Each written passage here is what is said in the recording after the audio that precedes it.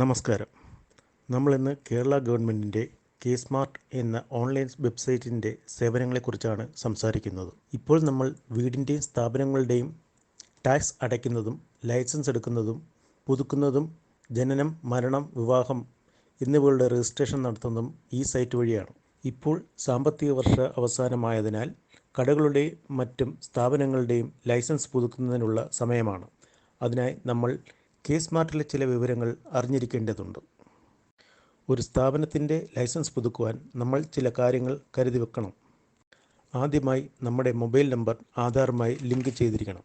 കാരണം K സ്മാർട്ടിൽ register ചെയ്യുവാനായി ആധാർ OTPയുടെ ആവശ്യമുണ്ട്. ഇനി നമുക്ക് വേണ്ടത് നമ്മുടെ ഒരു photo, Aadhaar card, mobile number, email ID, professional tax receipt, property tax receipt, ഹരിതകർമ്മസേനയുടെ കാർഡ് അല്ലെങ്കിൽ റെസിപ്റ്റ്, പ്രീവിയസ് ലൈസൻസ്, സാക്ഷ്യപത്രം എന്നിവയാണ്. ഈ രേഖകളെല്ലാം റെഡിയാണെങ്കിൽ കോർപ്പറേഷൻ അല്ലെങ്കിൽ മുനിസിപ്പാലിറ്റി ഹെൽത്ത് ഡിപ്പാർട്ട്മെൻറ്റുമായി ബന്ധപ്പെട്ട് കെ സ്മാർട്ടിലേക്ക് നമ്മുടെ സ്ഥാപനം അപ്ഡേറ്റ് ചെയ്യേണ്ടതാണ്.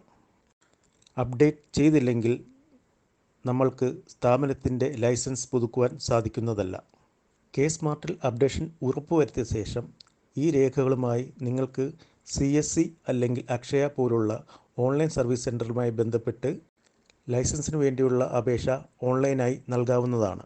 നിങ്ങളുടെ അപേക്ഷ ഹെൽത്ത് ഡിപ്പാർട്ട്മെൻറ്റ് അധികാരികൾ പരിശോധിച്ച് അപ്രൂവൽ ചെയ്ത ശേഷം ഓൺലൈനായി തന്നെ ഫീസ് അടച്ച് അപ്പോൾ തന്നെ നിങ്ങൾക്ക് ലൈസൻസ് സർട്ടിഫിക്കറ്റ് ഡൗൺലോഡ് ചെയ്യാവുന്നതാണ്.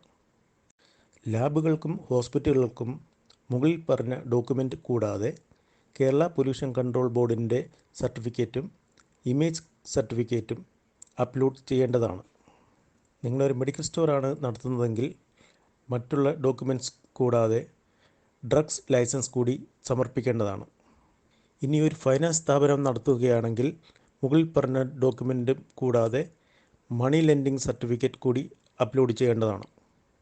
നിങ്ങളൊരു ഹോട്ടലോ ബേക്കറിയോ നടത്തുകയാണെങ്കിൽ medical certificate, water quality checking certificate എന്നിവ കരുതേണ്ടതാണ്.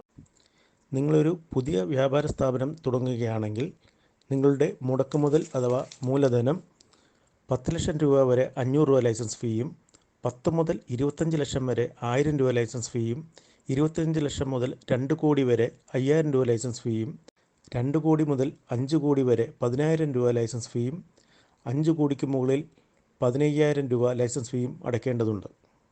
ഇനി നിങ്ങൾ നിർമ്മാണ മേഖലയാണ് തുടങ്ങാൻ ആഗ്രഹിക്കുന്നതെങ്കിൽ നിങ്ങളുടെ മുടക്കുമുതൽ അല്ലെങ്കിൽ മൂലധനം 25 ലക്ഷം രൂപ വരെ 500 രൂപയാണ് ലൈസൻസ് ഫീ ആയിട്ട് അടയ്ക്കേണ്ടത്.